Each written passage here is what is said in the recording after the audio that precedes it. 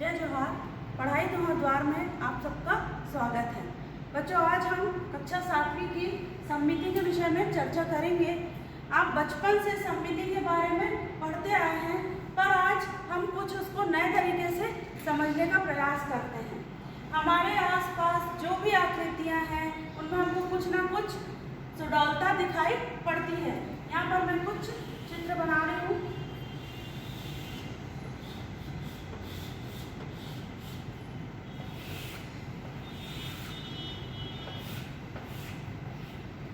आप चित्र को देखिएगा ध्यान से।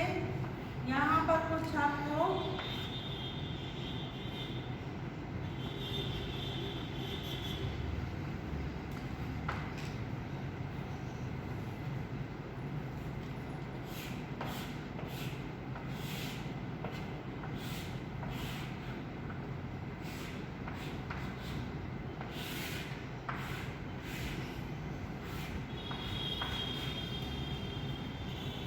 ये कुछ चित्र हैं, इनमें आपको कुछ अंतर दिखाई पड़ रहा है।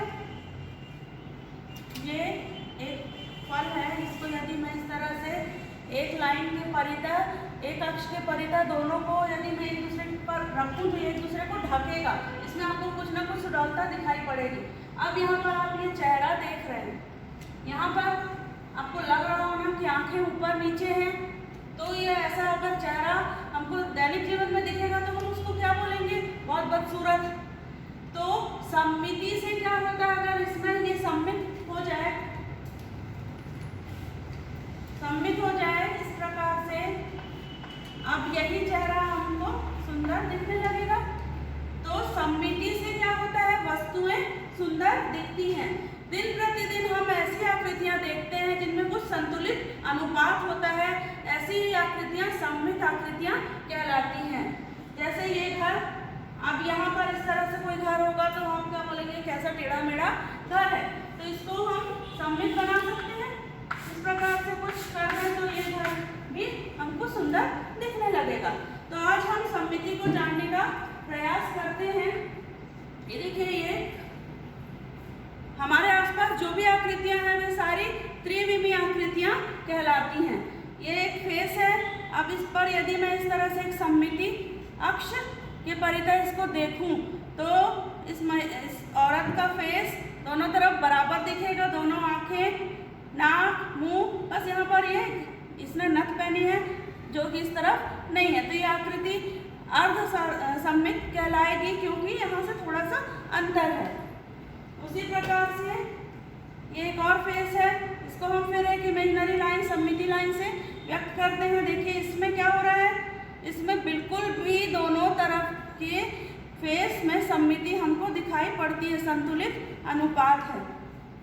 उसी प्रकार से हमारे पास कुछ और चीजें हैं, इसमें भी हम इमेजिनरी लाइन से यदि हम बनाने की कोशिश करेंगे तो ये भी सममित है। ये और एक और सममित आकृति। तो आप देखते हैं कि हमारे आसपास जो भी आकृतियां हैं वे सारी सममिति, उसमें कुछ ना कुछ सुडौलता हमको दिखाई पड़ती है। तो सममिति जो होती है वो, आज हम यहाँ पर एक गतिविधि करने जा रहे हैं। तो मेरे पास दो बॉक्स हैं, एक में सममित आकृति है, दूसरे में असममित आकृति है। आज हम सिर्फ गतिविधि के माध्यम से इसको करने की कोशिश करते हैं। यहाँ पर मैंने अंग्रेजी के अक्षरों को काट कर रखा है।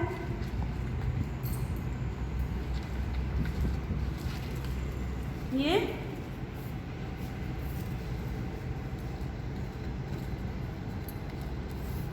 ABCD इस तरह से अक्षर हैं। आप देखेंगे कि इनमें से ये सारे अक्षर सममित हैं। कैसे सममित हैं? इनको कोई एक अक्ष के परितः यदि मैं इस प्रकार से मोड़कर दिखाऊं, देखिए ए है, इसमें एक अक्ष है, ये इसके परितः ये मुड़ रहा है, इधर का हिस्सा और इधर का हिस्सा बराबर है, तो ये आएगा सममित आकृति में। बी में भी ये बीच का अक्ष, उसके परितः ये सममित है। डी जो है वो भी एक अक्ष के परितः सममित है। अब कुछ हम असममित अक्षर को लेते हैं। यहाँ पर हमने पूरे अंग्रेजी के अक्षरों को काट कर रखा है, ए से लेके जेड तक। अब ये जे है, जे में आप देखेंगे कि सममिति हमको दिखाई नहीं पड़ती, कोई भी अक्ष ऐसा नहीं है जिसके परितः ये सममित हो, तो इसको हम असममित आकृति वाले में डालेंगे।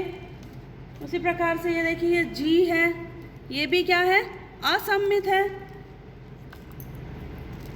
आई कैसा है, एक अक्ष के परितः सममित है। इसमें दो अक्ष मिलते हैं हमको, ये बीच से जब हम मोड़ेंगे तो भी ये एक दूसरे को ढकेगा, यानी कि ये सममित है। एम सममित है, ई ये भी सममित है। उसी प्रकार से जो अक्षर सममित हैं उनको हमने सममित वाले में डाला है, और जो असममित हैं उसको हमने असममित वाले में डाला है। क्यू असममित है, डब्लू सममित है, जेड असममित है, आर असममित है, पी असममित है, एल। अब एल एक कोण बना रहा है, अगर हम इसको 90 अंश का कोण माने तो बीच का अगर अक्ष लेंगे तो सममित माना जाएगा, लेकिन इसकी जो भुजाएं हैं वो छोटी बड़ी हैं, इसलिए इसको हम असममित में ही गिनेंगे। वी सममित है, टी सममित है, एक्स भी देखिए सममित है, के सममित है, एन असममित है, वाई भी असममित में आएगा, क्योंकि वाई को हम दो तरीके से लिखते हैं। एक ऐसा वाई भी लिखते हैं बच्चे, तो ये अगर ऐसा वाई लिख रहे हैं तो इसको हम सममित में लेंगे, अगर ऐसा वाई लिख रहे हैं तो इसको हम सममित में लेंगे, लेकिन कई बार बच्चे इस तरह से वाई लिखते हैं तो ये असममित है, पर ये वाला वाई हम सममित में लेंगे। तो इस प्रकार से हम ये अंग्रेजी के अक्षरों के साथ, हिंदी के अक्षरों के साथ ये गतिविधि हम कर सकते हैं। अब ये मेरे पास एक बॉक्स है, देखिए सममिति से वस्तुएं सुंदर लगती हैं। कोई भी हम रंगोली है, कोई भी पैटर्न जब हम बनाते हैं तो उसमें कुछ ना कुछ संतुलित अनुपात लेते हैं, तभी वो सुंदर लगता है। यहाँ पर देखिए ये एक फूल है, इसमें भी सममिति है, तभी ये फूल सुंदर लग रहा है। अब इसमें कुछ वस्तुएं हमने डाल के रखी हैं, सममित और असममित वस्तुएं। ये देखिए ये बटरफ्लाई है, इसको हम एक अक्ष के परितः यदि इस तरह से मोड़ रहे हैं तो ये दोनों इसके भाग बराबर दिखते हैं। ये एक समबाहु त्रिभुज है, हमने त्रिभुज के गुण में इसकी माध्यिकाएं निकालना सीखा था। भुजा के मध्य बिंदु को सामने वाले शीर्ष से हम मिलाते हैं इस प्रकार से, एक, ये दो और ये तीन, इसकी तीन माध्यिकाएं मिलती हैं और तीनों माध्यिकाओं के परितः ये सममित आकृति है। ये एक षटभुज है, षटभुज की 6 भुजाएं होती हैं और 6 भुजाएं बराबर लंबाई की होती हैं, तो ये 6 अक्ष के परितः सममित दिखता है हमको। पहले यदि हम शीर्ष के परितः देख रहे हैं तो 1, 2 और ये 3। उसी प्रकार से भुजाओं के मध्य बिंदु को यदि हम उसके परितः मोड़ते हैं तो देखिए आधा और इधर का आधा हिस्सा सममित है।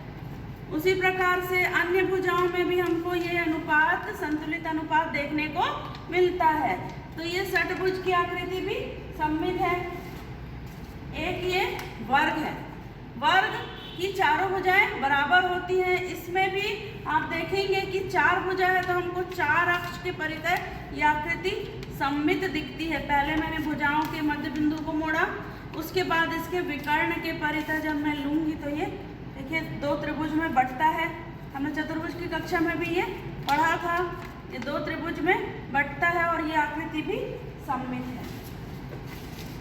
ये एक फेस है, देखिए संतुलित अनुपात है, एक अक्ष के परितः ये दोनों संतुलित अनुपात में दिखता है, यानी कि मानव जो फेस है वो सममित होता है।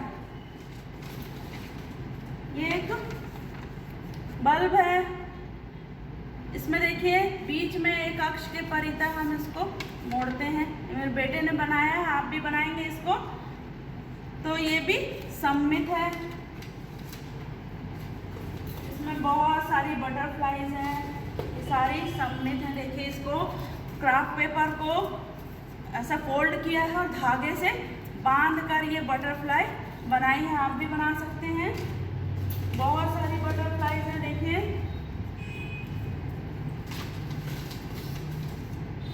और ये एक त्रिभुज, इसको भी हम सममित बता सकते हैं। ये इस तरह से ढक रहा है, ये समद्विबाहु त्रिभुज है, इसलिए सिर्फ एक ही अक्ष के परितः ये सममित दिखेगा। ये दोनों भुजाएं बराबर हैं, उसके परितः ये सममित है। अभी हम कुछ एक्टिविटी करेंगे जिससे आपकी सममिति की समझ और गहरी होगी। सममिति 3 प्रकार की होती है। पहली होती है पेपर फोल्डिंग, जो मैंने एक दूसरे के ऊपर अध्यारोपित करके दिखाया, ये सममिति पेपर फोल्डिंग कहलाती है, अध्यारोपण की सममिति कहलाती है। एक दूसरे को हमने इस तरह से एक अक्ष के परितः मोड़ा और एक दोनों पक्ष को हमने बराबर दिखाया है, ये पेपर फोल्डिंग की सममिति। दूसरी सममिति होती है घूर्णन। ये क्या है? लट्टू है। अब इसको यदि मैं इस तरह से घुमा रही हूँ तो ये हर स्थिति में वैसा ही दिखता है, क्योंकि ये घूर्णन सममिति को दर्शाता है। उसके बाद है विसर्पण। विसर्पण, यदि मैं इस पेपर को हटाकर यहाँ से दूसरे जगह पर रख रही हूँ तो भी इसका आकार या आकृति नहीं बदल रही है, इसके अक्ष सममिति अक्ष वही रहेंगे। ये तीसरी तरह की सममिति है जो विसर्पण सममिति कहलाती है।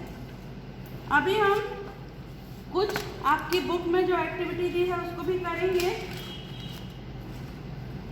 और साथ ही कुछ ऐसी एक्टिविटी रोचक जो आपने कभी नहीं देखी होगी।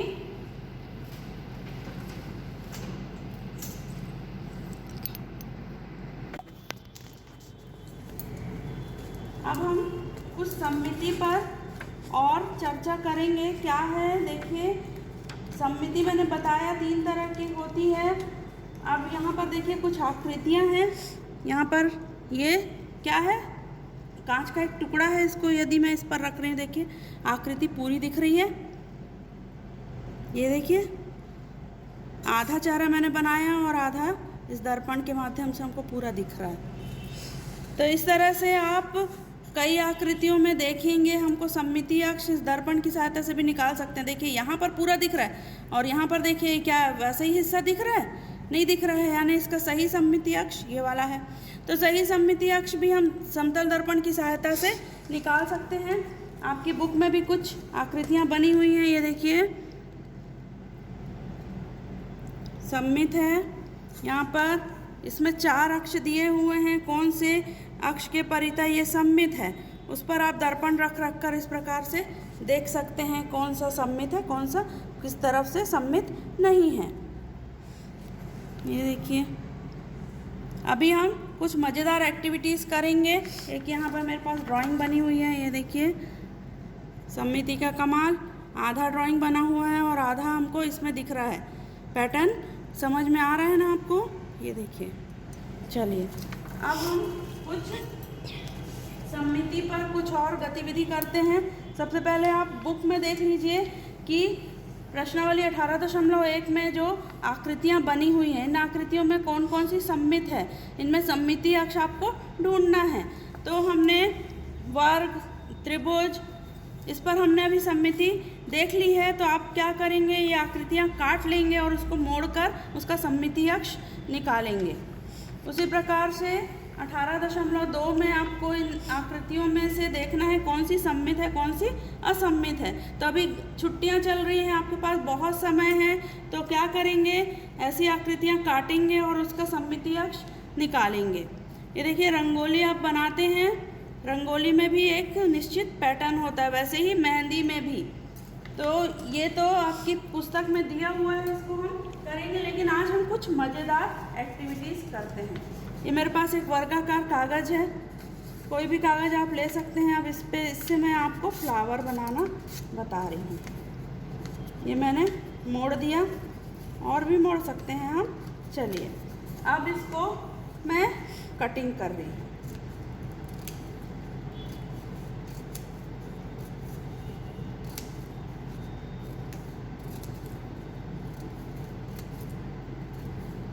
ये कैसे भी कटिंग कर सकते हैं, लेकिन आपको एक पैटर्न, जब क्योंकि सममिति से ही ये वस्तु आपको सुंदर दिखेगी। इसके 4 अक्ष थे, क्योंकि वर्ग के 4 होते हैं। हमके उस सब के परितः जब आप देखेंगे तो ये पैटर्न हमको दिखता है। अब इसको थोड़ा सा हम कलरफुल भी बनाना चाह रहे थे, तो कैसे बनाते हैं। मेरे पास कुछ कलर्स हैं, इसको मैं एक अक्ष के परितः कुछ पैचेस बना देती हूँ।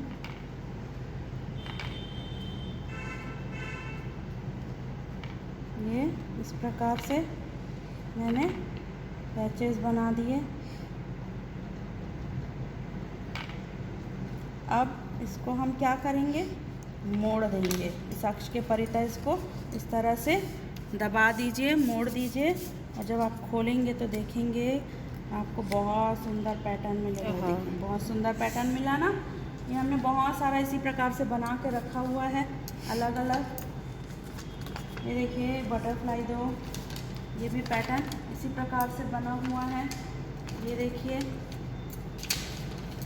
ये पैटर्न कुछ अलग तरीके से बना है, इसको मैं भी आपको बताऊंगी कि किस तरह से हमको इसको बनाना है। चलिए ये पैटर्न आपको समझ में आ गया होगा। अब बटरफ्लाई मैंने कैसे बनाई, इस तरह से कागज़ को मोड़ लिया, और क्या किया, इसमें मैंने बटरफ्लाई का आधा हिस्सा बना दिया। ये इसका सिर हो गया, इसके पंख, और इसका ये ऊपर का हिस्सा। अब इसको मैं क्या करूँगी, इस प्रकार से कटिंग कर देती हूँ।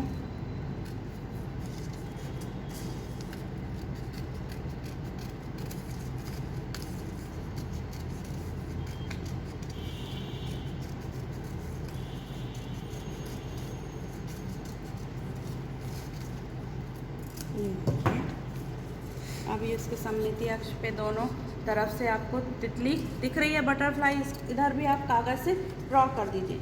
चलिए हम इसको भी कलर कर देते हैं। फिर कलर के लिए आपको इसी प्रकार से कलर को अप्लाई कर देना है, इसमें लगा देना है। आपको जो कलर पसंद आए सब आप इसमें लगा दीजिए इस प्रकार से। इसकी आँख के लिए यहाँ पर एक छोटा सा, और बाकी कलर हम इस तरह से लगा देते हैं। और कलर, अब इसको कलर में आपको पानी थोड़ा ज़्यादा डालना है। मोड़ दिया, कलर में हमारा पानी थोड़ा सा कम हो गया है, इसलिए इधर पर पैटर्न ठीक से छपा नहीं है। ये देखिए हमने बना के रखा हुआ है, इसमें इसी प्रकार से आपको करना है। अभी हमारे पास कलर्स हैं, और हम इसमें से ले लेते हैं ये कुछ कलर्स। चलिए अब हम इसमें एक अलग तरीके से ड्राइंग बनाने की कोशिश करेंगे। क्या कर रही हूँ मैं, यहाँ पर पहले पानी डाल दी।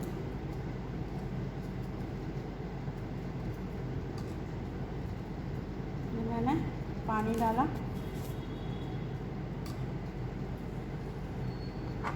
और इसमें थोड़ा थोड़ा कलर में अप्लाई कर दे रही हूँ। मिक्स कर दीजिए इसी में अलग अलग कलर से।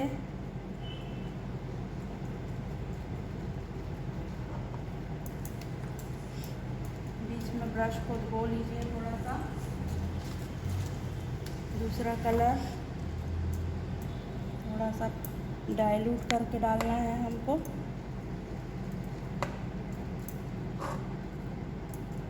ब्लू और ग्रीन को भी हम अप्लाई कर देते हैं। इसको थोड़ा सा पतला करना है। अब क्या करना है देखिए, हम एक मज़ेदार एक्टिविटी करने जा रहे हैं। सममिति अक्ष के परितः जब हम इसको खोलेंगे, देखिए पैटर्न कितना सुंदर बना। सूखने के बाद आप इसको दीवार पर चिपका दीजिए। आप कोई समझ नहीं पाएगा कि आपने ये कैसे बनाया। चलिए एक और हम एक्टिविटी करेंगे। धागा है ये मेरे पास। अब इस धागे को मैं कलर में अप्लाई कर रही हूँ। मेरे पास कुछ कलर्स हैं, उसको मैं इसमें लगा रही हूँ। थोड़े से मेरे कलर सूख चुके हैं, गर्मी है बहुत, तो कलर्स हमारे सूख गए हैं। आप इसको इस तरह से पानी से गीला कर लीजिए और मैं इस पर अप्लाई कर रही हूँ।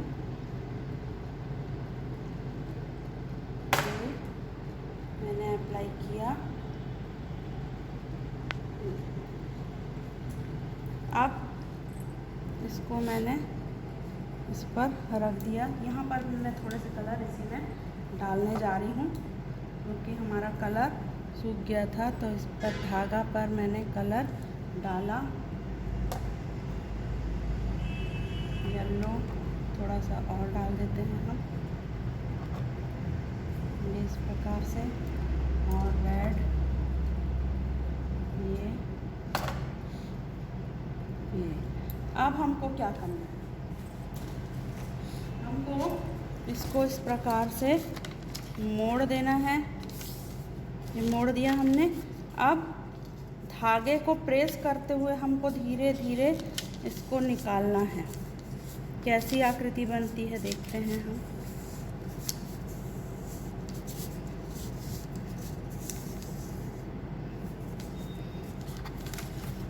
ये देखिए बहुत सुंदर आकृति बनी है। तो आप जितना ज़्यादा कलर अप्लाई करेंगे और उतना अच्छा बनेगा। हमारा कलर थोड़ा सा सूख गया था, ये वाला हमने इसी तरीके से बनाया था। देखिए ये कुछ पैटर्न है। तो इसी प्रकार से हम सममिति के कॉन्सेप्ट को लेकर ये सारी आकृतियाँ बना सकते हैं। और आप जानते हैं कि सममिति से वस्तुएं सुंदर लगती हैं। तो आज की कक्षा में बस इतना ही। अगली कक्षा में हम फिर से मिलेंगे। धन्यवाद।